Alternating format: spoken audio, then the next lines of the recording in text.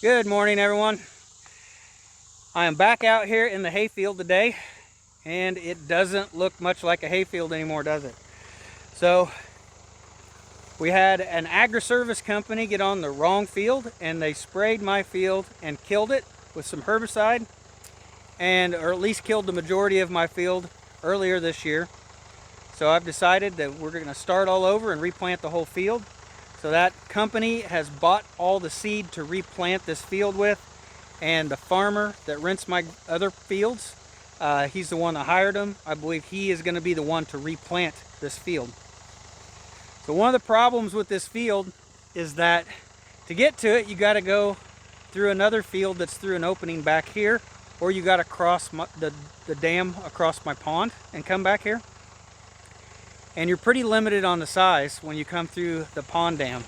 So we just came through, right behind here is where we came through. I've got a 12-foot disc, and it just barely fits through there. So a couple weeks ago, I disked this whole thing up.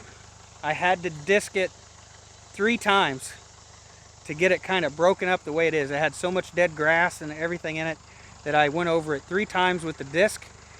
Today I've got a few little things popping up. This is not what was there before. I don't know if this is a weed or if this is actually some old soybean seeds that was in the ground, but we've got a few of that coming up around the edge. Other than that, there appears to be no grass that has come back. So I'm going to go ahead, disc this back up, and get it ready to hopefully plant here soon, because this is the 25th of August, and now is the ideal time to plant hay in the fall around here. So, and where I'm located, it's basically around Labor Day. You'd prefer to do the week before or the week after Labor Day. You can vary a few weeks from there, but the peak time, the best time, is right around Labor Day here. So hopefully this will be the last time I disc it. I'll get this disced up. I'm hoping to have it disced up good enough to be a seed bed. I really wish I had something to roll this with to flatten it out, or to drag it with. If they don't come and plant this soon, if I find something, I'll go ahead and drag it and maybe disc it and drag it again. But it's not a very smooth seed bed right now, but that's all my disc kind of does. So let me show you what I'm working with. So I've got the old Case 731 tractor, and I've got it pulling this 12-foot International disc. And I was going to sell this tractor earlier this year. A lot of people convinced me that I need to keep a spare tractor, and this tractor has come in handy this year messing with this hayfield. So I have not sold it yet, and I may keep this as a spare because it just sips the diesel. It runs good and it sips the diesel, so I may keep it. It doesn't have power steering. It's not 4-wheel drive, so that the power steering thing can be very annoying if you ever drove a tractor without power steering. But I've got this 12-foot disc here. It's got like a little drag on the back. I don't know if that's what you call that, but with this clay soil, it still seems to be pretty clumpy. I mean, you can see that it's just not very even. So I don't know if this is the best seed bed to be able to plant hay, but I've already gone over it 3 times. This will be the 4th time. I'm hoping that it will just keep getting smoother and smoother as I work it over. So go ahead and get discing and see how it turns out.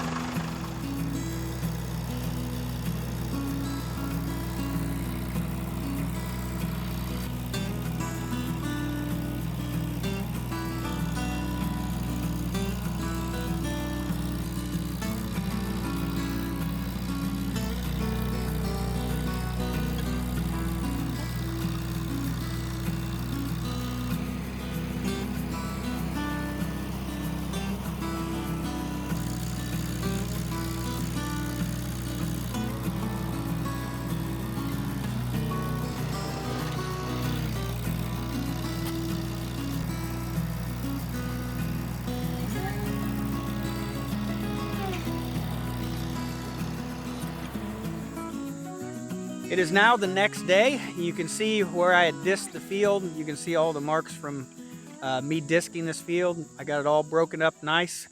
My farmer has been trying to be the middleman between the agri-service company and me, and trying to help negotiate between the two of us, because Honestly, the agri-service company, they came here and they looked at it, they ended up buying the seed, and then they pretty much stopped all contact. They pretty much, almost like they were washing their hands of this whole situation. And they acted like they really wanted to help me at first, but then all of a sudden, no more contact. My soil sample came in, a couple weeks went by, they still never contacted me. And I was starting to get frustrated. So the last time I talked, there's a lot of stuff that's happened. So the last time I talked to the guy, the manager at the office that sprayed this field, he agreed that they would pay for nitrogen on the field, and the other fertilizer that I had put on here should still be in the field. So they agreed that they would put nitrogen on the field.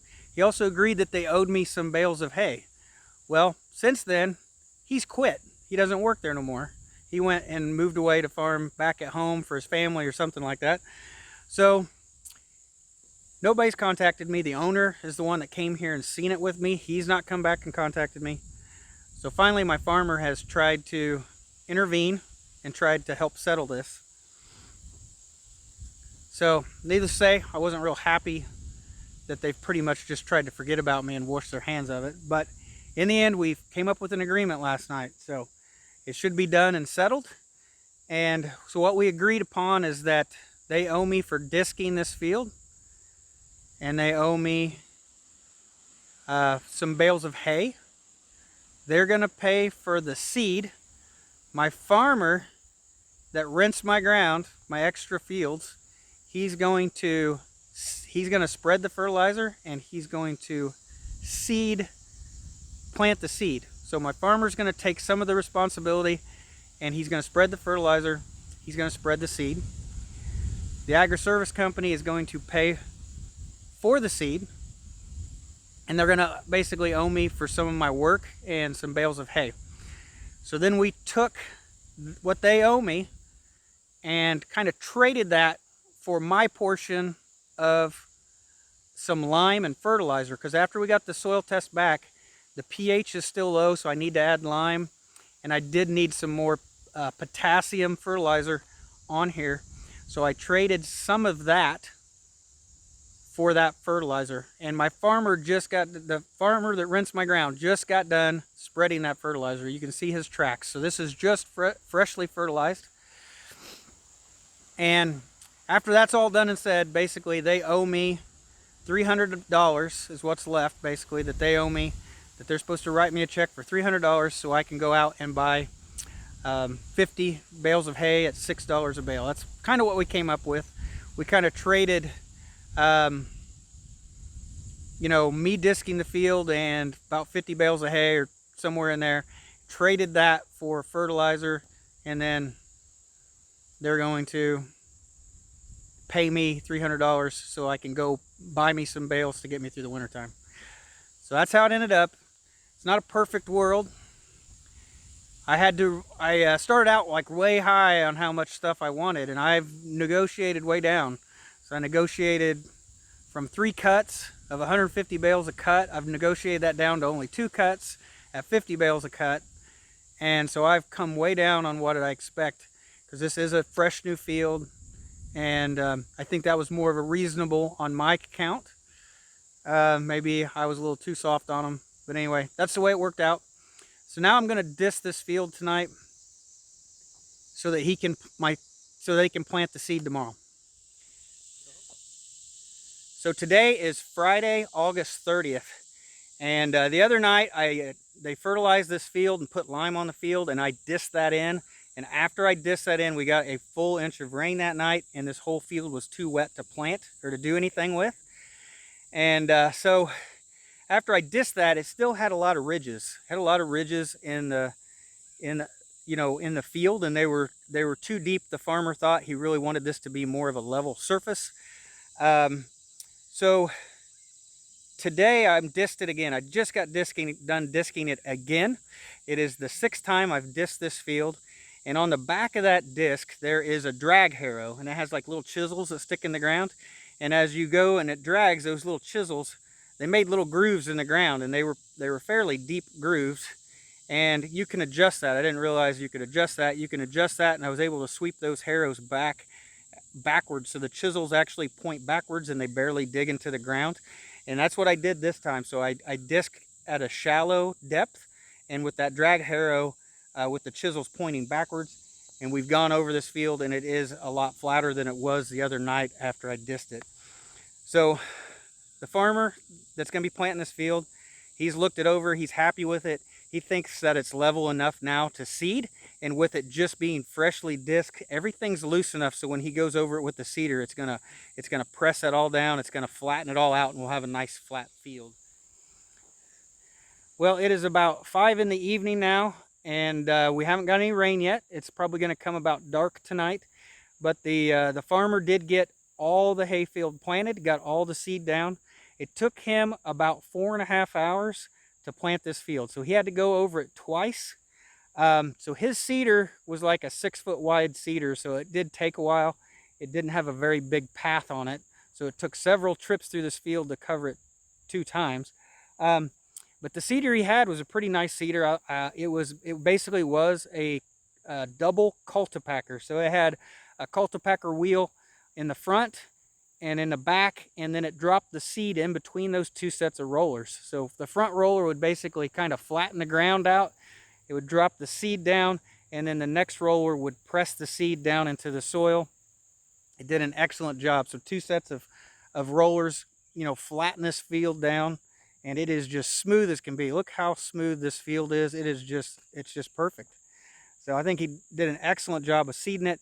So my farmer he actually used to be a landscaper. I think he grew up a farmer. He was a landscaper for several years, so he's very familiar with planting lawns and grass seeds and stuff like that.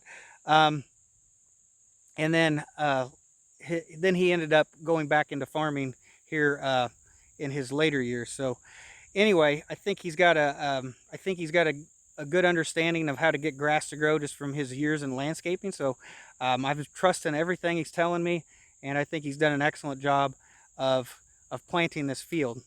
And he has been really good about trying to make sure that this all got straightened out. He was very helpful at making sure this whole issue got resolved, and I think that he did exactly what anybody would want somebody to do. He went the extra effort to make sure everything was solved and resolved, and that I was happy and that everything was settled. So very happy with my farmer and the way he really handled everything. He's been very helpful through this whole situation. So before we disked this field in, we had a bunch of native grass that was in this field, and they told me that was the native grass was called panicum. And I said that it was switchgrass, and switchgrass is a type of panicum, but I actually misspoke. So it wasn't switchgrass that was in this field. It was something called fall panicum, and I had several people say that they thought it was Johnson grass. They said, that I showed the white blade, the center of the grass blade had white midrib on the grass blade. They said, that's a telltale sign of Johnson grass. You got Johnson grass. And so they are 100% right. That is exactly a telltale sign of Johnson grass. So that definitely worried me. So I started doing my research, and I started trying to figure out, do I have Johnson grass in my field? So by that time, I had already disked it up. And Johnson grass is a perennial. It will grow back from the roots, and it actually has rhizomes. It spreads from the roots. And when you disc it up, it'll cut those roots up, and then they all grow back as Johnson grass. So it basically spreads the Johnson grass and makes it come back thicker. And as soon as I learned that, I was like, oh no, I need to. So I started researching it. And after all the research I've done, I still feel like that I had fall panicum in this field. So fall panicum does have the white midrib. It and Johnson grass and barnyard grass are commonly mistaken for each other. So you basically have to get down to where you're looking at the ligule of the grass. It's basically like a little membrane where the grass comes off the stem, and you can look at that and you can kind of determine whether it's barnyard or whether it's Johnson grass or panicum. You can also dig up the roots, look for the rhizomes, and you can try to identify it that way. So after kind of looking around, so I found some panicum that is just a few hundred feet away from here, and I identified that, and it was fall panicum. So I feel that it's the same thing.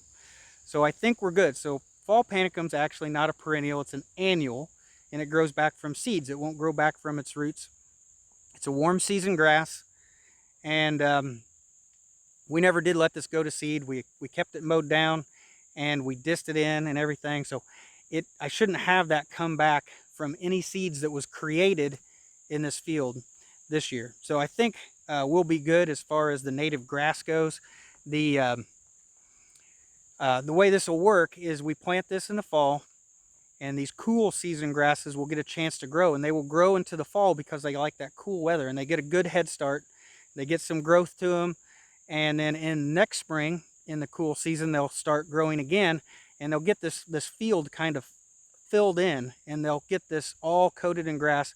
And by the time it hits like the April, May time frame, you know, when the warm season grasses and the weeds want to come up, hopefully this field is completely filled in with grass, and there's nowhere for the weeds to grow, and the grass is up so high that the weeds can't grow by then anyway. So that's kind of the idea of a fall planting. So I think this is good. I mean, I think we're going to have a better hayfield than we started off with. We got more grass seed down than we did last time, and we're planting it in the fall, which is a better time frame to plant. And I just think it's going to turn out great. So I think this hayfield is I think it's going to be better than what we had. So I'm happy with the results so far. We'll just have to wait and see. So it'll take about 21 days for this to actually come up and start growing. So we'll come back in like 3 weeks and we'll look at it again. But I've just got a really good feeling that we're going to have good results this time on the hayfield. So one other thing that I'm really glad about is I'm glad to just get this behind me. I'm glad this whole deal is settled. So we've got the field is now dissed up. It's all planted. It's fertilized. Everything's done. I've already gone out and I've bought hay, and I have hay for the winter. I have enough hay to support the livestock that we have, and maybe if my wife goes and buys another couple small livestock, I'll have enough hay for that as well. And I will look around. I may purchase some more hay. But as far as like go ahead and buying a cow, I was going to go ahead and buy a cow. I actually had that kind of lined up, a cow or two this fall. I'm afraid I won't have enough hay since I'm not making it and I have to buy it. Won't have enough hay for a cow. If I find a good deal on some hay and I buy some, I may go ahead and buy 1 or 2 cows to start raising. But I think that this has kind of delayed that. I think I just, you know, I'll just have to just pretty much stick with the small amount of livestock I have right now. And next year we'll come back, we'll look at this field and see how much hay we actually have, see how much hay we're making, and then I can kind of judge how much livestock I can support through the wintertime with that hay, right? So then I can go ahead and get hay or livestock. Then I can go ahead and buy livestock sometime next year. But I think I kind of delayed on that. I don't think I'll be doing that this fall. I was kind of hoping that I'd have a bunch of hay piled up, you know, this fall, and then I could go ahead and buy some livestock. But I'm afraid that that is not going to actually happen. But when it's all done and said, I am glad this is done and over with. It's behind me now. This is replanted. I think it'll come up good. I've got enough hay to go through winter, and now we just have to wait till next year to start this all over again. So next year we'll be able to cut and bale hay, should be able to. And it's just a little bit delayed, but I've got this whole thing behind me. I'm super happy that it's over with, and now I can move on to other things. So that's it, guys. Thanks for watching. About 3 weeks or so, we will come back to the hayfield. We will take a look at it, see if it's all coming up. Got a real good feeling that this is going to be, it's going to grow good this time. So anyway, thanks for watching, guys. See you in the next video.